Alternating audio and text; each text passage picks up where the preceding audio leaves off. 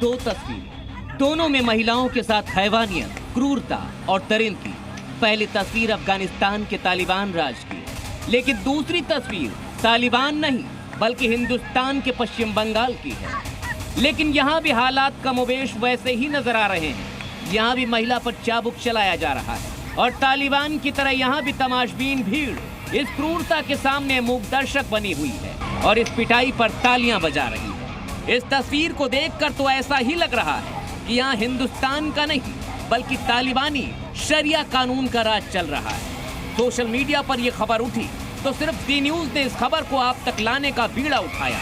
जी news ने तय किया कि वो पश्चिम बंगाल के एक हिस्से में चल रहे इस तालिबानी राज का सच आपके सामने लेकर आएगा।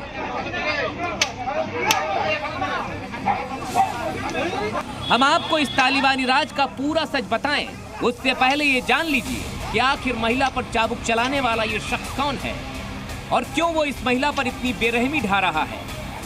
तो इंसान के रूप में हैवानी हरकत कर रहा ये शख्स पश्चिम बंगाल के दिनाजपुर के लखीगांव का बड़ा गुंडा है। इस गुंडे का नाम तजमुल और जेसीबी और ये स्थानीय टीएमसी विधायक हमीदुल रहमान का करीबी बताया जा रहा है। कहा जाता है उसी की शह पर खुद को जेसीबी कहने वाला तजमुल इस इलाके में तालिबानी राज चलाता है। और देखिए तो सोशल मीडिया पर जब ये खबर भड़की तो तजमुल के करीबी उन्हीं विधायक हमीदुल रहमान का बयान आया, और बयान भी कैसा, इस्लामिक राष्ट्र वाला बयान। उनकी सोच को सुनिए और समझिए कि कैसे वो बंगाल के एक हिस्से को इस्लामिक राष्ट्र मान बैठे हैं। जब जी न्यूज ने उनसे इस इस्लामिक राष्ट्र वाले बयान पर सवाल पूछा तो अब छीछालेदर होने के बाद वो बयान से पलट गए।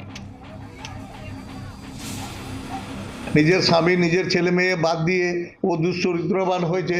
এখন তো একটা আমাদের মুসলিম কাস্টের সামাজিক আচার বিচার হয়ে থাকে, কিন্তু বিচারটা যেইভাবে হওয়ার কথা ছিল তা না হয়ে বিচারটা বেশি বেশি হয়ে গেছে। ना मुस्लिम राष्ट्र में नहीं बोले हम बोले समाज वाला बैठक है, बैठा था। हम सोचे थे तो जो देखे जो समय बैठक नहीं बैठा था उसी टाइम में पकड़ा था दोनों को, उसी टाइम में ही किया था।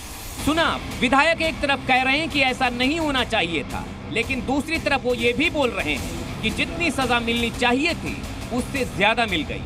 मतलब वो ये मान रहे हैं कि पंचायत को ये हक है कि वो किसी भी तरह से इस महिला के साथ अमानवीय हरकत कर सकता था। लेकिन गांव के लोग क्या कहते हैं? क्या गांव में वाकई इस तरह से शरिया और तालिबानी कानून चलाया जा रहा था? आगे हम आपको बताएंगे कि आखिर क्यों इस महिला पर इतनी बेरहमी ढाई जा रही है। और हमने इस मामले को लेकर गांव के लोगों से भी बात की है। महिला पर हुई हैवानियत पर गांव के लोग क्या बोले ये हम आपको दिखाएंगे। उससे पहले जरा ये समझ लीजिए कि आखिर महिला को इतनी बेरहमी से क्यों पीटा गया, इसके पीछे क्या है, जरा ये जानते हैं। दिनाजपुर के लखीगांव चोपड़ा में अवैध संबंध का यह मामला था। इस महिला के ऊपर यह आरोप था कि यह गांव की महिला दूसरे पुरुष के साथ इसके अवैध संबंध थे। अब इसके बाद क्या हुआ? पंचायत में निपटारे के लिए इंसाफ सभा लगाई गई। इस इंसाफ सभा की कमान सौंप दी गई तजिमुल उर्फ जेसीबी के हाथ में। जेसीबी ने इस भरी सभा में सबके सामने पीड़िता के ऊपर हाथ उठाए, कोड़े बरसाए। पुरुष के साथ साथ महिला को भी बुरी तरह कोड़ों से उसने पीटा, उसकी तस्वीरें भी सामने आई। वहां मौजूद लोगों ने इस कथित इंसाफ पर तालियां बजाई। ऐसा लग रहा था कि बहुत अच्छा इंसाफ हो रहा है और लोग तालियां बजा रहे थे। अब जरा सोचिए, हिंदुस्तान में इस तरह की हरकत को क्या समर्थन दिया जा सकता है? क्या अब जब यह वीडियो वायरल हुआ तो हंगामा मच गया और तब जाकर पुलिस प्रशासन जागा और उसने तजिमुल उर्फ जेसीबी को गिरफ्तार कर लिया? हालांकि इस तालिबानी हरकत पर एक्शन को लेकर भी टीएमसी दुख प्रकट करने की बजाय गिरफ्तार करने को लेकर अपनी पीठ ठोक रही है। वो भी हम आपको दिखाएंगे, लेकिन उससे पहले यह समझिए कि चोपड़ा जहां यह पूरी घटना हुई वहां जी न्यूज ग्राउंड जीरो पर पहुंचा और हमारे संवाददाता समित सेन गुप्ता ने यह जानने की कोशिश की कि आखिर गांव के लोग इस मसले पर क्या कहते हैं। क्या वो आरोप सही है कि यह इलाका तालिबानी शासन और शरिया के नियमों से चलता है? जरा देखिए यह ग्राउंड रिपोर्ट। हमेशा की तरह जी न्यूज चोपड़ा इलाके का सच जानने के लिए ग्राउंड जीरो पर पहुंचा।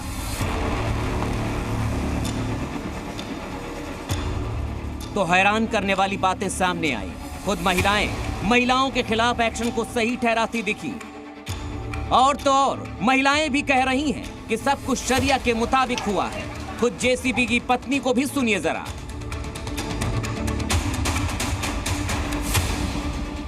उसकी गिरफ्तारी हुआ है। वो तो इंसाफ करने गया था वहाँ पे बस्ती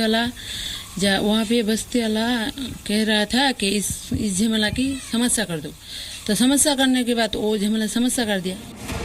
गांव की एक दूसरी महिला भी उसी शरिया और तालिबानी कानून की वकालत करती नजर आई, जिसका हम आपके सामने शक जाहिर कर रहे थे। ওকে বলছে একে মারধর করো, ওকে শাসন করো, শাসন করে আমাদেরকে দিয়ে দাও, ওইটাই করতে গিয়েছিল, অন্য কিছু তো করেনি। দুই একটা বাড়ি দিয়েছে, ওটা তো শাসন করতে হবে। গ্রামের লোকগুলোকে নিজের পরিবারকে ভালো রাখতে গেলে ওকে বাইরের লোকগুলোকে শাসন করতে হবে। কেউ যদি খারাপ হয় তাহলে তাকে শাসন করতে হবে। लेकिन हद तो तब पार हो गई जब चोपड़ा इलाके में इस खबर को कवर करने पहुंचे हमारे संवाददाता समित सेन बाहर निकल रहे थे तो उनका पीछा करने की कोशिश की गई, उनको डराने की कोशिश की गई, ताकि किसी भी तरह से तालिबानी सोच में जी रहे बंगाल के इस हिस्से का सच आप तक हम पहुंचा न पाए। हम यहाँ के जो सिचुएशन है वो हमें आप समझ सक रहे हैं कि हम यहाँ से गाड़ी से मतलब जल्दी से यहाँ से निकलना, क्योंकि जो सच को जो हम दिखाने की कोशिश कर रहे हैं वो कहीं पे यहाँ पर रुकावट हो सकती है, ऐसा स्थिति यहाँ पर बन रही है। तो देखा आपने, सुना आपने, ये लोग ना जाने किस सोच के साथ जी रहे हैं और जेसीबी जैसे लोग उस सोच का टॉनिक पीकर तालिबानी हरकत कर रहे हैं। सोचिए ये है पश्चिम बंगाल में ममता का सुशासन, और सोचिए जिस राज्य की मुख्यमंत्री खुद एक महिला हो और उसके राज्य में महिलाओं के साथ ऐसा व्यवहार हो रहा हो, और तो और एक खास हिस्से में शरिया कानून जैसी हरकत हो रही हो। क्या ये किसी की जानकारी में नहीं था? केंद्रीय मंत्री जेपी नड्डा ने आरोप लगाया है कि ममता राज में महिलाएं सुरक्षित ही नहीं है। बीजेपी ने भर भर के आरोप लगाए हैं। ममता बनर्जी की प्रशासन है ही नहीं, पुलिस को तो काम में लगा रखा है कि बीजेपी नेताओं के ऊपर केस दो, तो पुलिस क्या काम करेगी? बीजेपी नेताओं के पीछे घूम रहे हैं पुलिस। पूरे बंगाल को तालिबान राज की तरह चलाया जा रहा है, जहां बंगाल की बेटियों को दास व बंधुआ मजदूर की तरह प्रयोग किया जा रहा है। लेकिन हमेशा की तरह टीएमसी इस घटना में भी अपनी पीठ थपथपाती नजर आई। बीजेपी रूल अदर स्टेट जो है पूरा देश में, वहाँ पर भी ऐसा हादसा होता रहता है, लेकिन बीजेपी को कोई लीडर को आगे आके हम लोग नहीं बोलना सुना है कि ये गलत है, और अगर ये बीजेपी भी हुआ है तो इसको भी अरेस्ट करेगा। ये तृणमूल का सरकार का बंगाल में ऐसा हो सकता है क्योंकि Trinamool Congress zero tolerance to such activity से बोलता नहीं है, करके भी दिखाता है। पहले शाहजहां शेख, औरंगजेब और अब तजमुल उर्फ जेसीबी। ममता के राज में न गुंडे नए हैं और ना ही ये तस्वीरें नई हैं, लेकिन ममता बनर्जी पहले भी चुप थीं और आज भी खामोश हैं। शायद इसी को सियासत कहते हैं और उनकी सियासत शायद ऐसे ही चलती है। ब्यूरो रिपोर्ट, जी मीडिया। तो अभी हमने आपको चोपड़ा इलाके के लखी गांव की महिलाओं का बयान सुनवाया। अब हम आपको वहां के पंचायत सदस्यों को भी सुनवाते हैं। आप उन्हें सुनेंगे तो सच सुनकर सोच में पड़ जाएंगे कि कैसे गरीबी में जी रहे लोगों को पैसे बचाने के नाम पर उनके साथ तालिबानी कानून, शरिया कानून के तहत सजा के लिए बहका दिया गया है। जरा सुनिए। जो इसके लिए एक सालिसी सभा हुआ था, और सालिसी सभा में यहाँ के ग्रामवासी और जो हमारे यहाँ पे लोग थे वो लोग बैठ के मतलब वो समाधान कर रहा था। तो हमारे मुस्लिम शरीयत में ये कहावत है, उसको दंड दिया जा रहा है। तो इस हम लोग ऐसे तो देखा है, दंड दिया है। तो सुना आपने, जेसीबी खुलेआम लखी गांव में शरिया कानून चला रहा था। खास बात यह है कि टीएमसी के नेता ऐसी किसी भी बात से इनकार कर रहे हैं। लेकिन अब हम आपको बताते हैं कि आखिर ये जेसीबी क्या चीज है, इसकी असलियत क्या है, ये करता क्या है। जरा इसके बारे में भी आप जान लीजिए। इसका नाम है तजमुल इस्लाम उर्फ जेसीबी। चोपड़ा के लखीपुर का रहने वाला है ये जेसीबी। टीएमसी का कार्यकर्ता है। संगठन में हालांकि इसके पास कोई पद नहीं है। विधायक हमीदुर रहमान का काफी करीबी बताया जाता है। अंदर ही अंदर ये अपना गिरोह भी चलाता है। लखीपुर इलाके में इसका आतंक है। इसके ऊपर हत्या सहित 13 मामले दर्ज हैं। इन मामलों पर ममता के इंडिया के सहयोगी दलों ने भी चुप्पी तोड़ी, लेकिन इसके सहारे वो मोदी सरकार पर निशाना साधते नजर आए। कि जो कुछ वीडियो में दिख रहा है वो भयानक, दर्दनाक बंगाल की संस्कृति से मेल नहीं खाता। उस पर जांच होनी चाहिए।